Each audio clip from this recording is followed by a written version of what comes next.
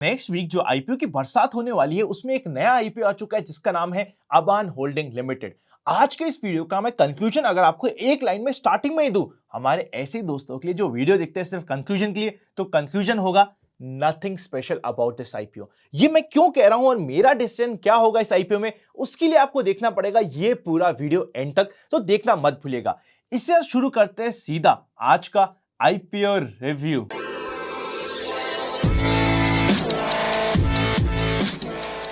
Company की बात करें उससे पहले अगर आपने open for all free Telegram channel join नहीं किया है तो इन्वेस्ट आज फॉर कल के नाम का चैनल लिंक डिस्क्रिप्शन में है, उस चैनल को ज्वाइन कर लीजिएगा, रेगुलर अपडेट्स आपको मिलती रहेगी। कंपनी की बात करें तो 2009 में कंपनी इनकॉर्पोरेट हुई थी and Aban holding limited engage होती है financial services, gold refining, jewellery, commodity trading, agriculture trading and warehousing, software development and real estate के बिजनेस में। ये कंप्लीट कंपनी जिसकी हम बात करने वाले हैं वो होने वाली है फाइनेंशियल सर्विसेज का आर्म, जिसके लिए ये आईपीओ आ रहा है। अगर हम कंपनी के बिजनेस को डिवाइड करें तो तीन पार्ट में डिवाइड कर सकते हैं। पहला होता है फाइनेंस का बिजनेस जो मेनली एनबीएफसी से रिलेटेड सारे काम हो जाते हैं। सेकंड, एजेंसी का business. Third, capital and other businesses जहां पे जितने भी इंटरनल ट्रेजरी के ऑपरेशंस होते हैं वो सभी आ जाते हैं। आज के दिन कंपनी की ऑलरेडी 17 से ऊपर सब्सिडरीज अवेलेबल है और आज के दिन कंसोलिडेटेड बेसिस पे 100 से ऊपर एम्प्लॉयज कंपनी के पास आज के दिन अवेलेबल है। स्ट्रेंथ की बात करें तो सबसे पहले एक इंटीग्रेटेड फाइनेंशियल प्लेटफॉर्म है, ह्यूमन कैपिटल काफी स्ट्रांग है, ग्लोबल एक्सपोजर है और इंटरनेशनल क्लाइंट बेस भी है जिससे इन्हें एक डाइवर्सिटी मिल जाती है। एक अच्छी रिलेशनशिप ऑलरेडी क्लाइंट के साथ अवेलेबल है एंड फाइनली एक स्टैंडर्ड प्रोसेस इस कंपनी का डेवलप हो चुका है। नेक्स्ट चलते हैं हम फाइनेंशियल्स के ऊपर और काफी कुछ इंटरेस्टिंग है इसके फाइनेंशियल्स में। टोटल एसेट्स पे नजर डालिएगा। ऑलमोस्ट हम कह सकते हैं कि इस कंपनी के टोटल एसेट्स कंपैरेटिवली थोड़े से रिड्यूस हो रहे हैं या फिर स्टेबल से अवेलेबल है। 31 मार्च 2020 में 1200 करोड़ के ऊपर के थे एंड 31 अगस्त 2022 में अगेन 1230 करोड़ पे मेंटेन है। बीच में डिप आया था पर वापस से बाउंस बैक हो गया। टोटल रेवेन्यू की बात करें तो टोटल रेवेन्यू कंपनी का रेगुलरली डिक्रीज हुआ है। 31 मार्च 2020 में 2700 करोड़ का था, नेक्स्ट ईयर 1300 करोड़ का, नेक्स्ट ईयर 646 करोड़ का। रेवेन्यू डिक्रीज हुआ है पर उसके अगेंस्ट में प्रॉफिट आफ्टर टैक्स 39 करोड़ से बढ़ता बढ़ता 31 मार्च 2022 में 61 करोड़ के ऊपर पहुंच गया है। इसका मेन कारण है कंपनी ने फोकस किया अपनी बोरिंग्स को रिड्यूस करने में। टोटल बोरिंग्स 31 मार्च 2020 में 318 करोड़ पे थी और आज के दिन 31 अगस्त 2022 में 76 करोड़ पे पहुंच गई है। मतलब कंपनी की प्रॉफिटेबिलिटी बढ़ी है बिकॉज कंपनी की बोरिंग कम हुई है, पर ओवरऑल कंपनी का बिजनेस जो रेवेन्यू वाइज होता है वो डिक्रीज हुआ है, जो नेगेटिव हो जाता है। नेटवर्थ कंपनी की 2020 में थी 499 करोड़, जो बढ़ते बढ़ते 31 मार्च 2022 में 631 करोड़ पे पहुंच गई थी और लेटेस्ट 31 अगस्त में 678 करोड़ के आसपास है।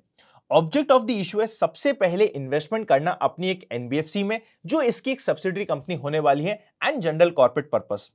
आईपीओ के रिलेटेड इंपॉर्टेंट डेट्स, 12th को आईपीओ ओपन होगा, 15th को क्लोज होगा, 20th को अलॉटमेंट डिसाइड होगा, 21st को रिफंड, 22nd को शेयर्स मिलेंगे and finally 23rd of December को इस आईपीओ की लिस्टिंग होने वाली है।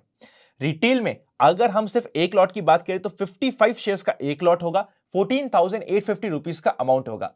एचएनआई स्मॉल कैटेगरी में अप्लाई करने के लिए 14 लॉट्स में अप्लाई करना पड़ेगा एंड एचएनआई बिग कैटेगरी के लिए 68 लॉट्स में अप्लाई करना पड़ेगा। आईपीओ से पहले प्रमोटर की होल्डिंग 97.42% थी और आईपीओ के बाद 72.09% रह जाएगी। एक बहुत मेजर अमाउंट का इस कंपनी का होने वाला है ओएफएस। सबसे पॉजिटिव पॉइंट इस आईपीओ का है इस आईपीओ का साइज सिर्फ 345 करोड़ का आईपीओ का साइज है, जिसमें से 102 करोड़ का है फ्रेश इशू और बैलेंस होने वाला है offer for sale. Just because इस आईपीओ का साइज बहुत छोटा है, कई बार हमने पास्ट में देखा है ऐसे आईपीओ जिनका साइज बहुत ज्यादा छोटा होता है, इवन दो वो आईपीओ अच्छे नहीं होते बिकॉज उनका साइज कम है, कई बार हमें थोड़ा रिस्पॉन्स मिल जाता है और थोड़ा बहुत हमें पॉजिटिव मार्केट में देखने को मिल जाता है। पर ओवरऑल अगर हम कंपनी की बात करें, एक ऐसी कंपनी जिसकी रेवेन्यू रिड्यूस हो रही है, मुझे वो यूजुअली पसंद नहीं आती है। बीएसई एनएसई दोनों पे लिस्टिंग है, उसी के साथ साथ प्राइस बैंड है 256 से लेके 270 के बीच का। क्यूआईबी 10% होगा, एचएनआई कैटेगरी 30% और रिटेल कैटेगरी 60% का होने वाला है इस आईपीओ में। मेरे ओपिनियन पे जाए उससे पहले अगर आपने अभी तक इन्वेस्ट आज पर कल की मेंबरशिप को कंसिडर नहीं किया तो कर लीजिएगा, क्योंकि 1 जनवरी 2023 से प्राइसेस इंक्रीज होने वाले हैं। अगर आप यूटिलाइज करना चाहते हैं इस अपॉर्चुनिटी को तो पूरे साल की आप मेंबरशिप अभी भी ले सकते हैं पुराने प्राइसेस पे 31 दिसंबर 2022 तक। किस तरीके से लेनी होती है मोबाइल ऐप पे जाके मेंबरशिप, डिस्क्रिप्शन में कंप्लीट प्रोसेस मिल जाएगा। और एक चीज याद रखिएगा, इवन YouTube पे भी मेंबरशिप की प्राइसेस इंक्रीज होने वाली है, तो अगर आप चाहे यूटिलाइज करना तो अभी ही कर सकते हैं। इस आईपीओ के फाइनल रिव्यू की बात करें, मेरी पर्सनल ओपिनियन की बात करें, एजुकेशनल पर्पस के लिए जो हमने स्टडी करी है उसके बेसिस पे, ये IPO there is nothing special according to me.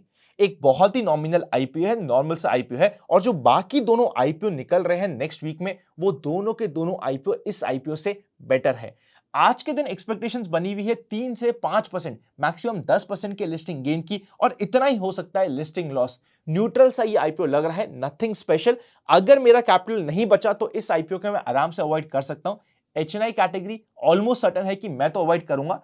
Retail में अगर बहुत अच्छा रिस्पॉन्स आ रहा हुआ तो बाय चांस जरूरत पड़ी तो कुछ नामों से रिटेल में अप्लाई करने का डिसीजन बनाऊंगा। फाइनल डिसीजन आपको इसी चैनल पे सेकेंड डे पे या फिर लास्ट डे से पहले पहले मिल जाएगा, तो चैनल को फॉलो कर लीजिएगा। Happy learning and I will see you very soon.